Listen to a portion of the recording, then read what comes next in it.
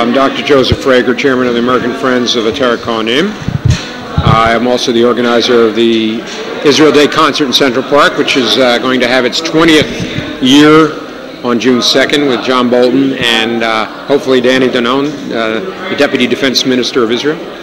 I just want to explain why I do what I do, Frager-ARUTZ7 in America, and what all American Jews really, I think, should be doing, and especially as the world becomes so now in a critical way with the threat of Iran on top of us.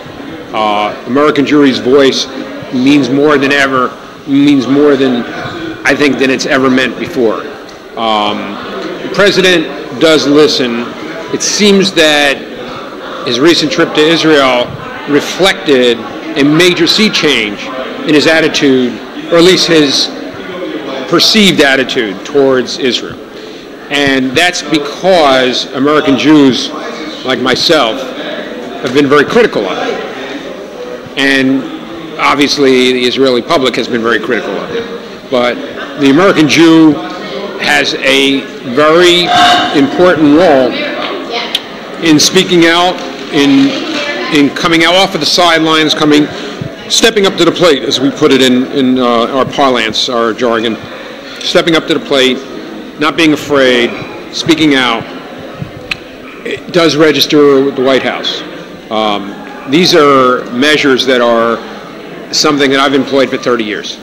I've been doing this for 30 years. Whether it was Jesse Helms or Mike Huckabee, Glenn Beck, or John Bolton. We have friends here in America. We have to utilize our friends. We heard a phenomenal lecture tonight from Ralph Peters, Lieutenant Colonel Ralph Peters.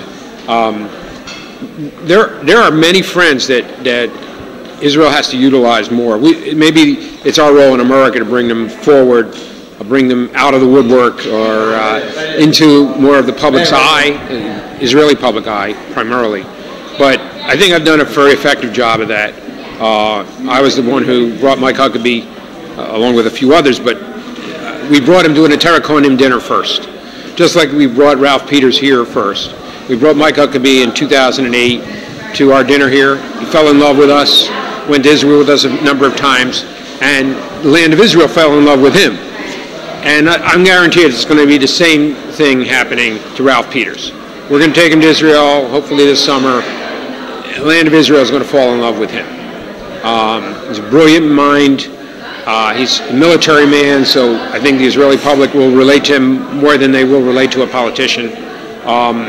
He's not afraid to speak out. He's not afraid to say what's on his mind, and he's not necessarily politically correct, which is something very unusual in this day and age. So we have our means available to us, and that's been my strategy for 30 years, and that has been, whether it's Mark Langfan in the New York Times. I've done about 15 full-page ads in the New York Times. Not that I'm proud of that. I wish I didn't have to do any, and I don't like the New York Times. But, it was the type of means that we could influence a population that we weren't influencing enough. And that's what I'm trying to say. American Jews, preaching to the choir doesn't do any good for anybody. We have to preach to those who are not converted, to make sure they understand the facts, the truth, and little by little it actually seeps in, and I believe that some of them, not all of them, come around to our point of view. I'll give you an example. Oslo process started on September 13, 1993. Now, I was one of the first people in this country to be critical of it, and I did a lot of rallies. I did concerts. The concert in Central Park began in 1994. There were many people here who were with me in those rallies. We did a lot of ads in newspapers. But what happened was, eventually, the facts came forward, truth came out, and Oslo was basically put away. It never should have begun. It should never have sprung forward. But it was finally put to rest, laid to rest, And although its ugly head tends to rise every now and then, as it did with Gush Katif, it's pretty much the Israeli public understands the problem. But they didn't understand it in 1993, I can assure you. The American Jewry, we understood it. As a matter of fact, I was criticized for not accepting it. And I was criticized for not being for a process that looked to me like an insanity, giving guns to 30,000 of our enemies. It didn't make sense. So, but it wasn't politically correct to talk about. But these are the types of things we've had influence on. We have, as far as I'm concerned, yeah, I know that a lot of Yehuda and Shomron has been handed over in the Oslo process, you know, upwards of 43% of Judea and Samaria are in control of by the Arabs. But that could have been a lot worse. It could have been, you know, a lot worse than that. And some of that, keeping the brakes on the process prevented people from getting killed. Because every time we prevent land from going out of our hands, we prevent people from being killed. Gush Katif is the best example. We gave away Gush Katif for what? For people for getting rockets. It was an insanity. Should never have sprung forward. Unfortunately, that wasn't so much of an American Jewry issue as much as it was an Israeli public issue. And the Israeli public, unfortunately, even though I think for the most part was against the Gush Katif disengagement or expulsion, Sharon just was very stubborn and did not listen to his own, and that's what happened. It was not an American Jewry. We tried to do what we could over here. I went to Gush Katif. Dov Hagen went to Gush Katif. Separate trips. We went to Gush Katif. We visited. We gave chizuk, but that issue we couldn't win over here. The issue of land for peace we can win for Israel over here because it's a non-starter. Land cannot be given, not 1 inch of land. It has not brought us 1 inch of peace. If anything, it has only brought us disaster. So the American Jew has to stand up. That's the bottom line. There's dinner tonight, our 28th dinner for Atera Kohanim. This is a means of expression. This is a means of bringing out the troops. You know, there are a lot of wars that have to be fought. Some are on the battlefield. Some are on the battlefield of the media. Some are on the battlefield of a kitchen table. But bottom line is, there are a lot of battlefields, and you got to pick and choose your battles. But American Jews have to be part of the battle. You can't just sit around and do nothing and then allow the battle to take you as part of one of its victims. So that's how I look at life, and it's carried me for 30 years, and it's come to this evening, I think, which was phenomenal. Steve Malzberg was great. All of our honorees were great. Everybody came out, you know, the Yachad. We were a unified group.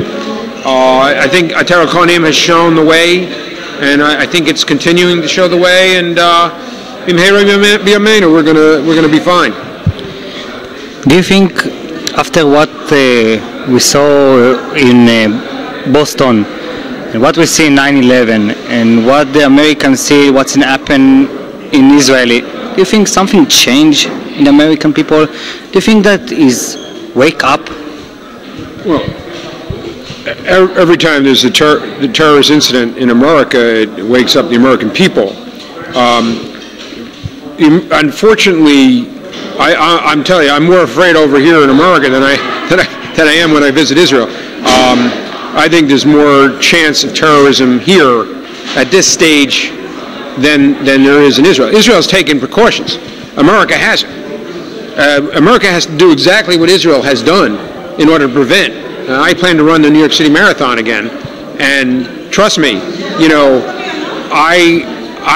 I'm doing it as a matter of chizuk because I'm not going to let the terrorists, you know, get in my way. But the bottom line is, if they don't get rid of the backpacks and they don't get rid of the trash cans that are out there or the mailboxes that allow for terrorist bombs, you know, we're in bad shape. So we have to do exactly what Israel has done, and it has to start now.